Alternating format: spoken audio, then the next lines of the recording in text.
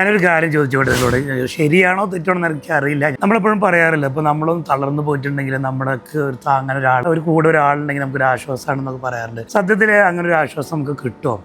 കാരണം ഇപ്പോൾ നമുക്ക് മനസ്സിൽ വളരെയധികം വിഷമമുണ്ട്, നമ്മളെ മനസ്സ് തകർന്നിരിക്കുന്ന സമയം നമ്മുടെ കൂടെ ഒരാളുണ്ടെങ്കിൽ അയാളിപ്പോൾ എന്താ പറയുക, സാരമില്ലടാ പോട്ടെ എല്ലാം ശരിയാവും, ഈ രണ്ട് വാക്കേ അവരെ കൊണ്ട് പറയാൻ പറ്റുള്ളൂ. പക്ഷേ അങ്ങനെ പറയുന്നത് കൊണ്ട് നമ്മുടെ മനസ്സിലെ വിഷമങ്ങൾ ഇല്ലാതാവും. ഒരാൾ വല്ലാതെ ഏതെങ്കിലും ഒരു വിഷയത്തിലാവും സങ്കടപ്പെട്ടിട്ടുണ്ടാവും, ആ വിഷയം ഇല്ലാതാവും ഇല്ല.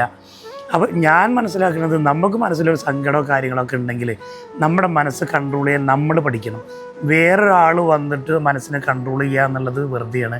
നമ്മൾ ശരീരം കൊണ്ട് നമ്മൾ തളരുകയാണെങ്കിൽ നമുക്ക് താങ്ങാനായിട്ട് ഒരാളുണ്ടാവും. പക്ഷേ മനസ്സ് തകർന്നു പോകും, മനസ്സ് തളർന്നു പോകുമ്പോൾ ഒരാൾ വന്ന് താങ്ങും എന്ന് പറയുന്നത് പോസിബിളാണെന്ന് എനിക്ക് തോന്നുന്നില്ല. നമ്മുടെ മനസ്സ് നമ്മുടെ കയ്യിലിരിക്കണം, അതിനെ കൺട്രോൾ ചെയ്യാൻ നമ്മൾ പഠിക്കണം.